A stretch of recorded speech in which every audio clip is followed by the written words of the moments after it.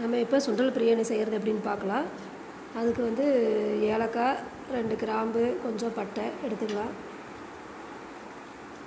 அரைக்கிறதுக்கு வந்து மல்லி, சீரகம் ஒரு 1/2 ஸ்பூனு, சோம்பு 1 ஸ்பூனு, ஒரு மிளகாய் ஒரு 4-5, சின்ன வெங்காயம், பூண்டு, இஞ்சி இது எல்லாத்தையும் அரைச்சிக்கலாம்.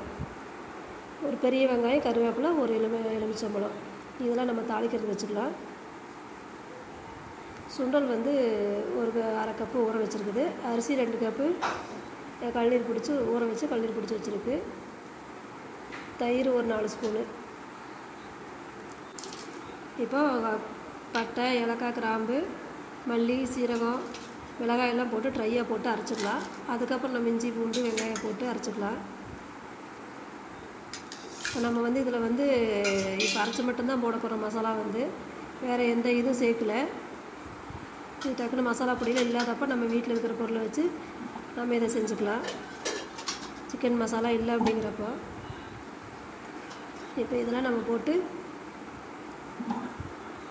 அரைச்சிக்கலாம்.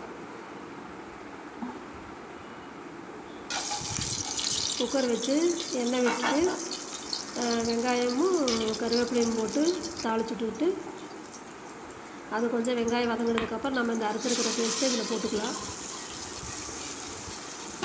இது போட்டு இந்த பேஸ்ட்டை வந்து எண்ணெயிலே கொஞ்சம் வதக்கிட்டு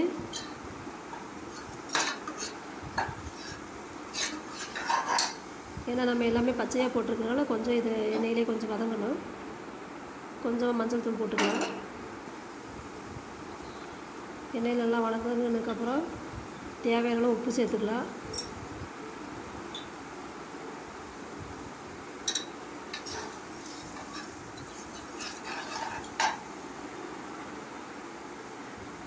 உப்பு சேர்த்துட்டு ஒரு 2 ஸ்பூனு தயிர் சேர்த்துக்கலாம். நம்ம இதில் தக்காளி சேர்க்கல. ஒரு பெரிய எலுமிச்சம்பழம், கொஞ்சம் தயிர், கொஞ்சம் 2-3 ஸ்பூன் கொஞ்சம் நிறையவே சேர்த்துக்கலாம். இதெல்லாம் வதங்கினதுக்கப்புறம் நம்ம சுண்டல் வந்து நம்ம நல்லா ஊற வச்சுருக்கிறோம். இப்போ அதை வந்து இதில் சேர்த்துக்கலாம். அதை சேர்த்துட்டு 2 கப் அரிசிக்கு 4 கப்பு தண்ணி ஊற்றிருக்குது. 4 கப் தண்ணி விட்டு நல்லா அதை ஒரு கொதி வந்ததுக்கப்புறம் நம்ம அரிசி சேர்த்து கழுவி ஊற வச்சுருக்குறோம். இப்போ அரிசியை சேர்த்து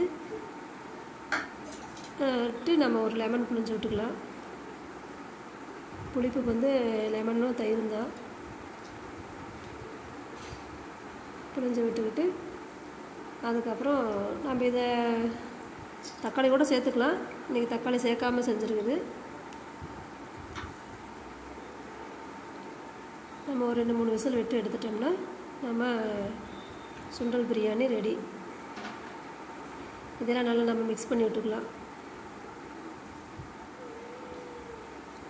நம்ம வந்து சிக்கன் மசாலா பொடி, பிரியாணி மசாலா இல்லாத டைமில் இது மாதிரி செஞ்சுக்கலாம்.